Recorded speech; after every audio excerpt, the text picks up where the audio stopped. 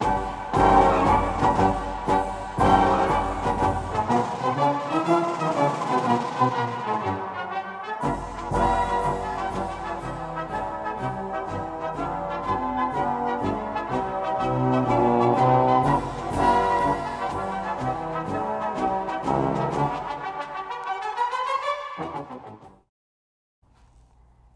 evening.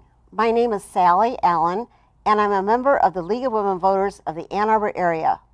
I welcome you to tonight's forum featuring candidates for mayor of Ann Arbor. The candidates will be on the ballot in the primary election on Tuesday, August 7th. We are broadcasting from the studios of CTN in Ann Arbor. The League of Women Voters is pleased to sponsor these forums. The League is a nonpartisan, civic, and political organization that encourages informed and active participation of all citizens in government. The League works to increase understanding of major public policy issues and seeks to strengthen and broaden knowledge about our form of government and democracy.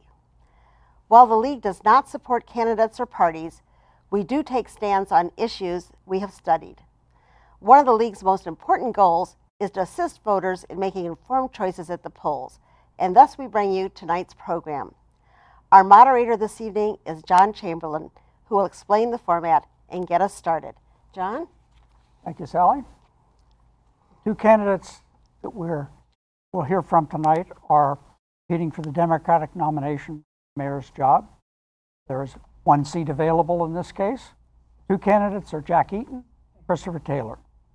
Each candidate will give a 1-minute opening statement and a 1-minute closing statement. The order of speaking was determined by a random draw from a hat before we began. Opening first will be Mr. Taylor, closing first will be Mr. Eaton, and we will alternate who goes first on questions. I will ask the questions which came from the community and a committee of League members. Each candidate will have up to 2 minutes for a response to each question. At appropriate times, the timers will hold up their paddles with the amount of time remaining and then a stop sign. We ask the candidates to please stop when indicated so that everyone will have equal opportunity to participate. Our timers are League members Betty Bishop and Paige Silence. We're ready for the opening statements. Mr. Taylor? Thank you so much. Hi, I'm Christopher Taylor. I'm the mayor of Ann Arbor. And our community is not perfect, but time and time again I hear from so many of you that this is the best place you've ever lived. And that's why I'm running for re-election, because I want to make that true for you and for everyone. And we at City Hall, we have a role to play in that. First and primarily, the provision of basic services, streets, sidewalks, stormwater, public safety.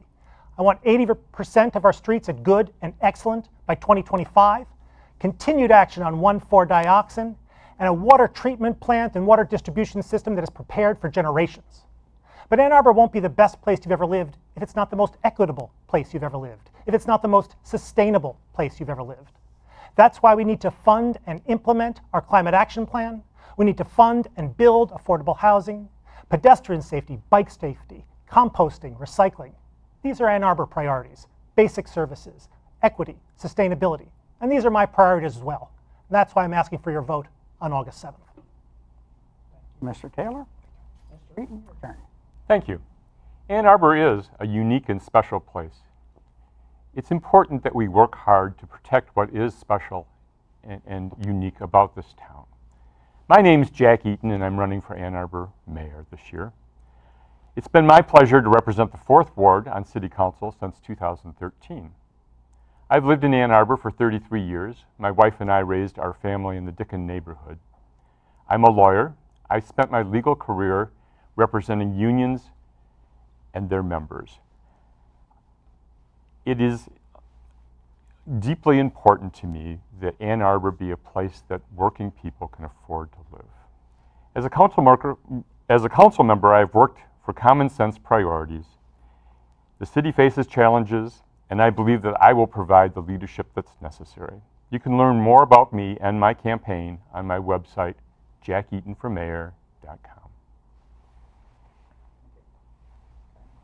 Begin the questions. I'd like to begin by asking you about one of the most significant issues to come before City Council in recent years, the Core Spaces project that is proposed for the lot next to the downtown library. You both spent countless hours considering this project and you ended up on different sides of the vote to approve the project. I'd like you to use this decision as a way to illustrate your approach to important decisions in the city. What were, for you, the most significant factors that influenced your vote, and how did you end up resolving the tensions and trade-offs concerning the project's likely impacts on the city? Mr. Taylor. Thank you. In the first instance, there was a long-term process that resulted in the building of the downtown library lot parking structure with millions of dollars preparing it for a large building, a large structure. I believe and came to the conclusion as the result of this process that a large building at this location would be best for the city. There's going to be a 12,000 square foot public plaza with a splash pad and similar amenities right next to the library. The library, too, is very interested in having a building at this location. They are interested in activity and engagement in the downtown. They want as many people as they can, as often as they can, right near the library. Further, the area between Main Street and State Street has long been a dead zone in our community. And that's, I don't think, what we want as a jurisdiction. The construction of a building at this location, an activated building with 43 units of workforce housing, with large plate office, with retail on the ground floor and this public space, and housing, of course, up above. What this is going to do, it's going to activate the site. It's going to provide millions of dollars on an ongoing basis to support our tax base, to support services in their neighborhoods. The purchase price of $10 million, $5 million of that is going to support our affordable housing fund. The Housing Commission indicates that that $5 million is going to be usable to help finance between 200 and 500 units of new permanent affordable housing throughout the city. The benefits of a structure at this location are substantial. The trade-offs, I believe, are in favor of having something at this site of that nature, and I fully support it. I understand that some people wish there to be a park. The Parks Advisory Commission has looked at this location and determined that a park at this site would be incredibly expensive to operate and not fully functional because of the lack of organic activity at the location. Thank you. Mr. Egan. Thank you. The Core Spaces project and actually the fate of the library lot present a number of complex issues. But beginning with the issue of affordable housing, when we approved the sale of this property to Core Spaces, we were way too permissive in our approach to affordable housing. This project, because we own the property that it will be sited on, could have been required to include many more units of affordable housing. Instead, we were just simply permissive with the developer and allowed them very generous calculations on how much affordable housing needed to be supplied in this. This issue is, the fate of this property will be on the November ballot. And I believe that we should pause and let the voters decide. I'm quite willing to listen to what the voters decide the fate of this property should be. I would point out that this one-time influx of funding for affordable housing isn't actually going to make a significant dent in our commitment or our goal for developing affordable housing. It's important to note that we can't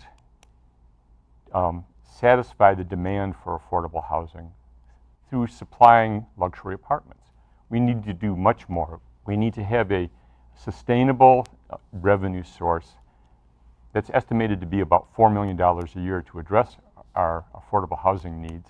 And this project does way too little to address those problems. Thank you. Okay. Mr. Eaton will go first on the second question. There seems to be a broad consensus, as illustrated by your comments, that affordable housing is an important priority for the city. If the Core Spaces project and its $5 million for affordable housing were not to proceed for some reason, what would you as mayor propose as a way to move forward on the goal of increasing the stock of affordable housing? How would you fund new housing? What kinds of housing would you advocate for?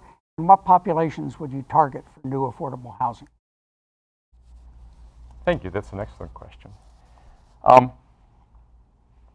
In 2015, we set a goal of adding 140 units of affordable housing per year for the foreseeable future. So far, 3 years into that plan, we've added about 58 units. So we're well behind our goal. Our staff tells us that we need $4 million per year to supply those 140 units per year. Having one-time inflows of revenue from sale of public property isn't going to satisfy the ongoing need for funding of affordable housing.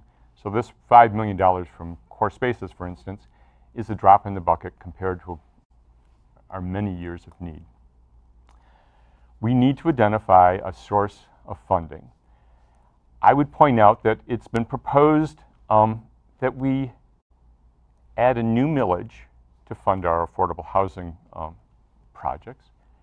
And yet I believe that that additional tax burden on homeowners makes their housing less affordable at the same time that we're trying to subsidize other people's housing.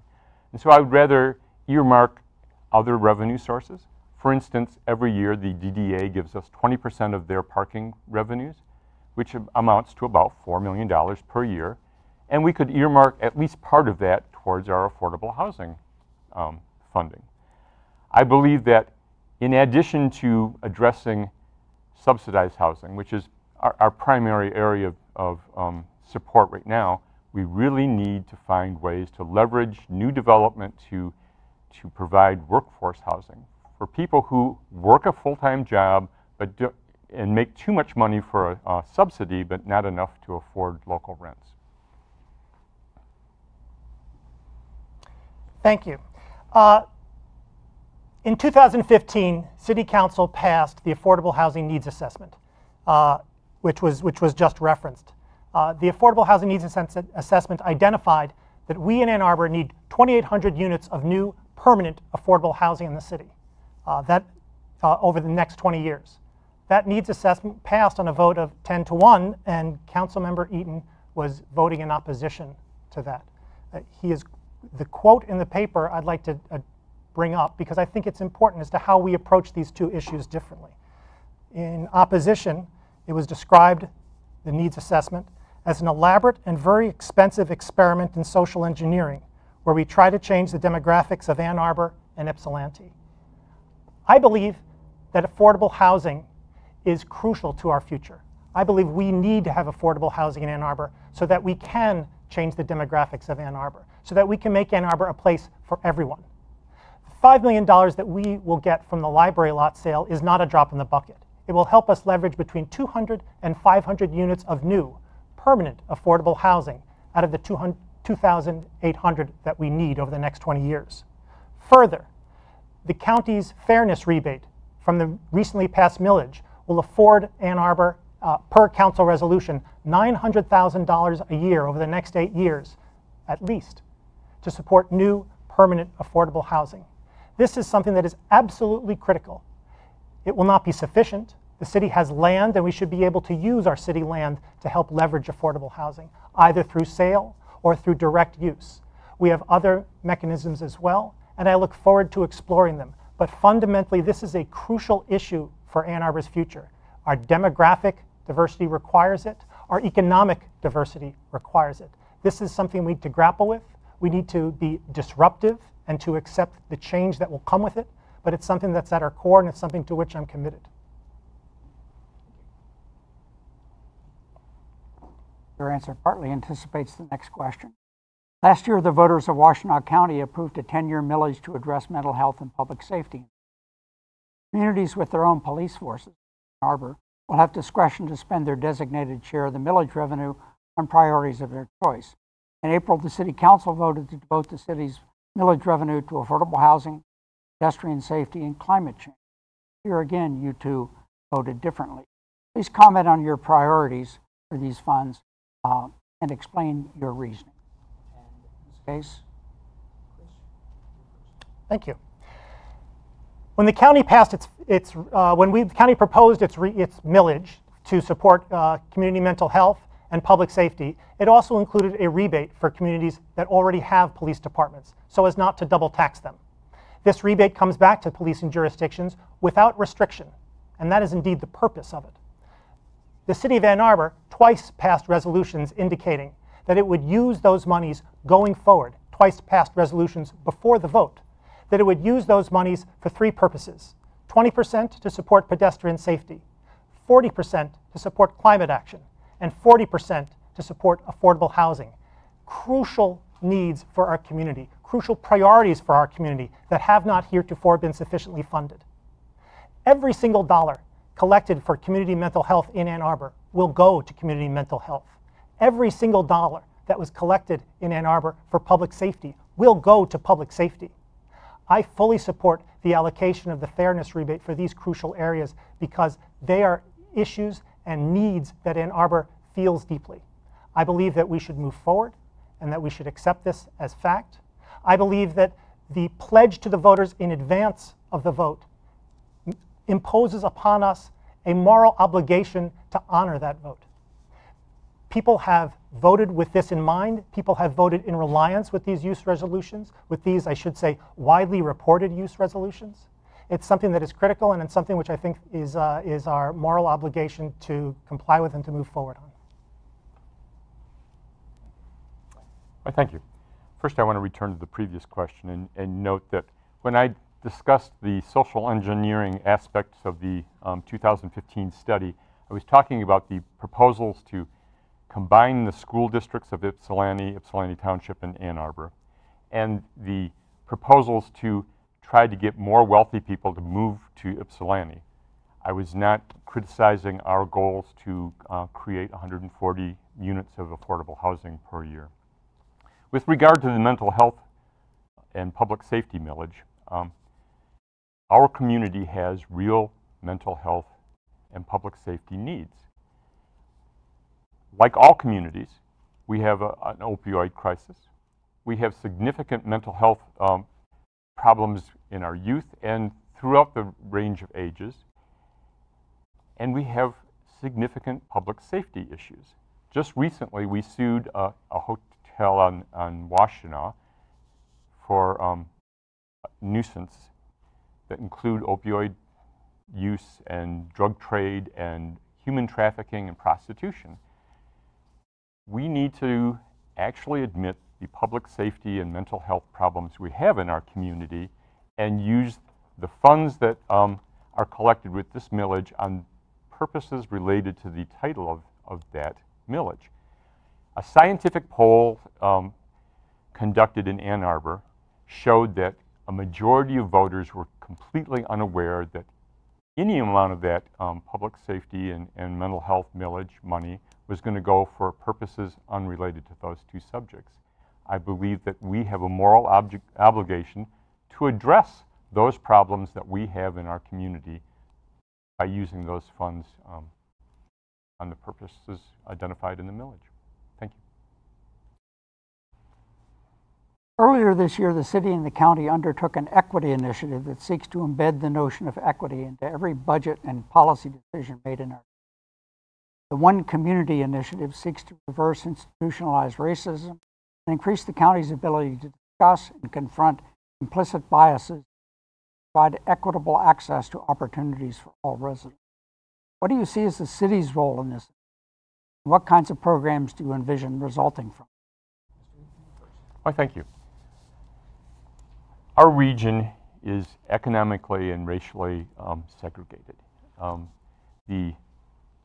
The pressure that our housing values place on people of lesser means has really gentrified our community. And so if we're going to address equity, we're going to have to do it regionally. It's important that we work with other communities as partners on issues like that. But even internally, within the city of Ann Arbor, it's important that we address issues of race and class. And so I was proud to be one of the initiators of the process to form and create a community Civilian Police Oversight Board. I believe until our police have the trust of all communities, we can't be satisfied that we're actually treating everyone fairly. And so as we usher that through the process, I have worked with local activists to make sure that we have a empowered, independent, and well-funded civilian oversight of our police department. It's really at that level that our local government most frequently interacts with minority youth and the disadvantaged. Thank you. Equity is a crucial part of everything we do in the city of Ann Arbor. It is a core value of ours. It's a core value of our community. And we need to make sure that all city functions work through that frame with that in mind. So we need to make sure internally that we are treating everybody who comes in the hall of City Hall, that everyone who interacts with a member of Ann Arbor city staff, be it at City Hall or throughout the community, that they are treated properly and fairly without bias or favor. Affordability and affordable housing in our community is one of the most crucial things that we can do to expand equity. But we also, and it's something to which I'm committed, but we also must recognize that we live in a community that has its own historic challenges, historic problems, and that those problems remain with us. There have been recent events in Water Hill, by way of example, where these issues have come to the fore, where the community conversation about issues of race and class and their interactions becomes truly real for the good health and cohesion of a neighborhood that desperately wants to be cohesive. I think we as a community, as municipal leaders, have an opportunity to lead that discussion and hopefully bring it to a better place. With respect to the issues of law enforcement, I fully support a community policing commission. I believe that commission needs to be a place of education, where police can listen to residents, where residents can understand what the police are doing and why they are doing it. It needs to be a place where true and honest conversations can exist. We live in an era where the legacy of de jure white supremacy still persists.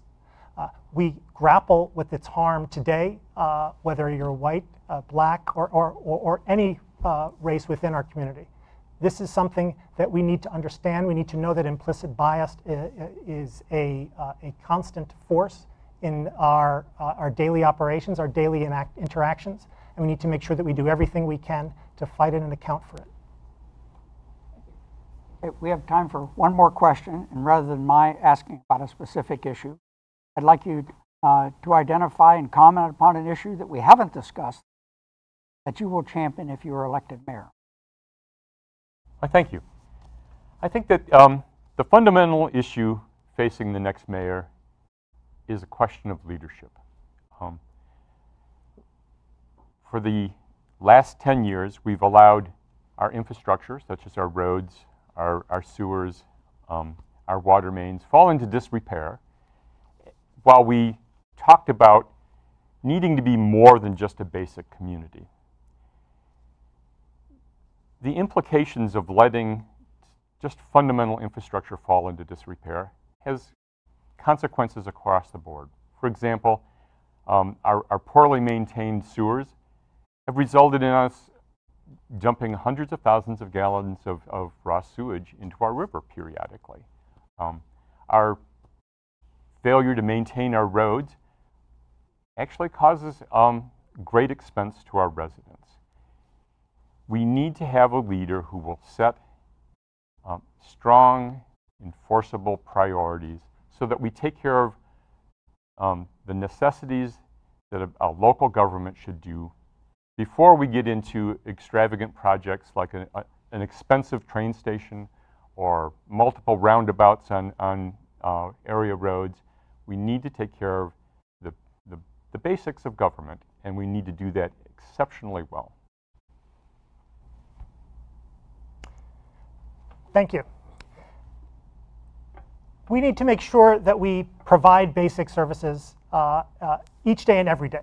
We need to make sure that our roads are improved. Right now, our roads are at 30% good and excellent, and that is far from excellent. It is the result of decades of disinvestment from Lansing. Michigan has been 50th out of 50 in road spending. Now we're all the way up to 46th out of 50. Still last in freeze-thaw states. We've been spending, however, millions extra, millions more than ever before here in Ann Arbor. And now we have a plan going forward by the year 2025 to make our roads 80% good and excellent. We're going to do this by treating our roads like we treat ourselves. We don't go to the emergency room only for our health visits. We strive to go for well visits. And that's what we're going to do with our roads. In the past, we've let them go to failure and then started to treat them. Now we're going to treat them in the middle of their useful lives, while they're good and fair, making them excellent and good. This way, we're going to slowly improve our road stock so that by 2025, our roads will be 80% good and excellent. Our water systems are in substantial need of repair. We have an 80-year-old water treatment plant. We have a 1,4-dioxin plume that constantly needs attention, which we are fighting now in court against the polluter to accelerate cleanup and expand monitoring. We need to make sure that our water distribution system and our water treatment plants are ready for years to come. We need to make sure that we are a sustainable community. Right now, we have a climate action plan which has not yet been funded. Climate action plan is a crucial part of us doing our part for climate action. We can't solve the problem, but with the failures of the national government and the failures of the state government, it's up to municipalities to take action, and that's something I intend to do. We have reached the point for closing statements. But with my eye on the clock, like instead of a minute, if you can think of an extra 30 seconds, add to each of your closing statements, feel free. And we begin with Mr. Why, thank you. This election is extremely important. For the first time, Ann Arbor voters are going to elect a mayor for a 4-year term. This election provides a clear choice between promises and leadership.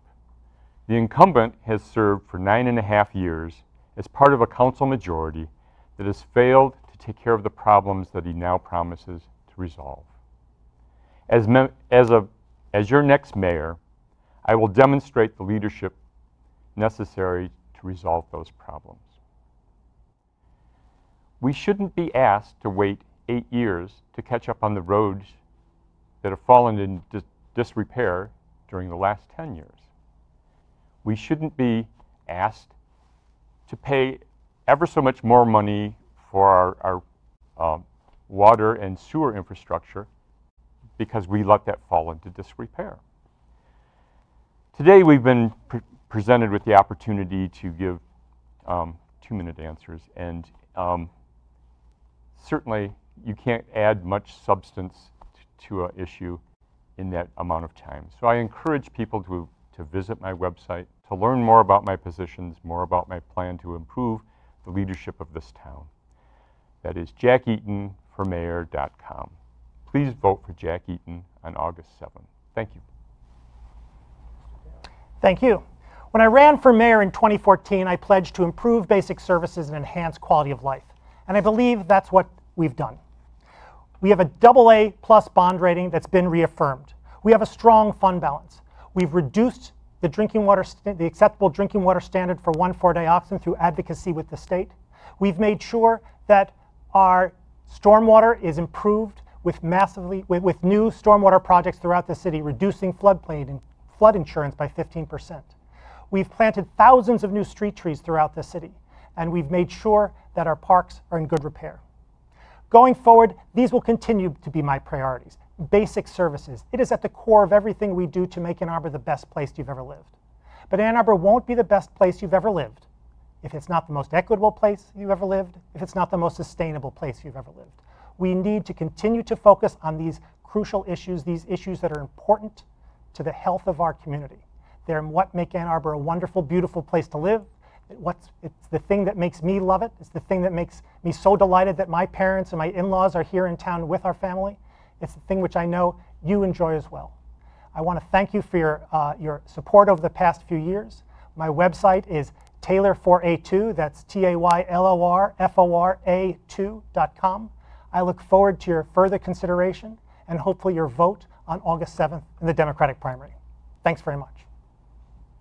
Thanks to both of you, and thanks for your willingness to run for this office.